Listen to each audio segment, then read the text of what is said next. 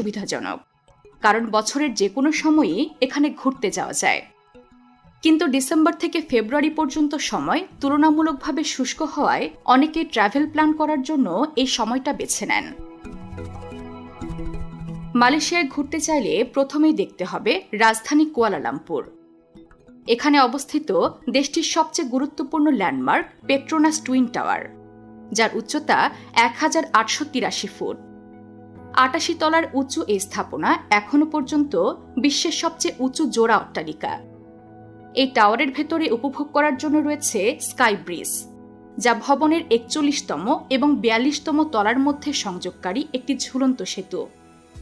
এই ব্রিজ থেকে পুরো শহরের বিস্তৃত দৃশ্য দেখে মনে হবে যেন আপনি আকাশ ছুঁয়ে আছেন। এছাড়াও এখানে আছে অবজারভেশন ডেক, যেখান থেকে কুয়ালালামপুর শহরের মনোরম দৃশ্য উপভোগ করা যায়। বাতু কেভস কুয়ালালামপুরের প্রাণকেন্দ্রে অবস্থিত একটি বিখ্যাত হিন্দু ধর্মের তীর্থস্থান। এখানে সোনালী রঙের বিশাল এক মুরুগান দেবতার মূর্তি দেখতে পাওয়া যায়, যা এই স্থানটির বিশেষ আকর্ষণ হিসেবে বিবেচিত। এছাড়া বাতু কেভসে রয়েছে অনেক প্রাচীন আমলের প্রাকৃতিক গুহা, যেখানে মন্দির এবং বিভিন্ন ঐতিহাসিক ভাস্কর্য রয়েছে। এই স্থানটিতেই প্রতি বছর মহাসমারোহে থাইপুসাম উৎসব পালন করা হয়। এদিকে কুয়ালালামপুর শহরের আরেকটি বিখ্যাত আইকন হল কেএল টাওয়ার। এটি একটি টেলিযোগাযোগ টাওয়ার হলেও পর্যটকদের জন্য এটি এক বিশেষ আকর্ষণীয় স্থান।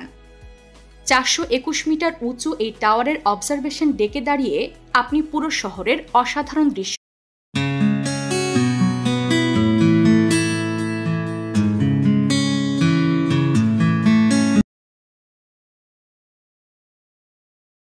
উপভোগ করতে পারবেন।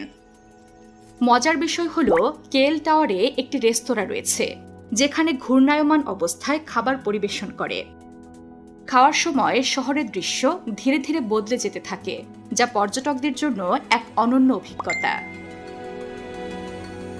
কুয়ালালামপুর থেকে বের হয়ে প্রকৃতির ছোঁয়া পাওয়ার জন্য দেশটিতে রয়েছে ল্যাংকাউই দ্বীপপুঞ্জ। জেনে অবাক হবেন, মালয়েশিয়ায় ৮০,০০০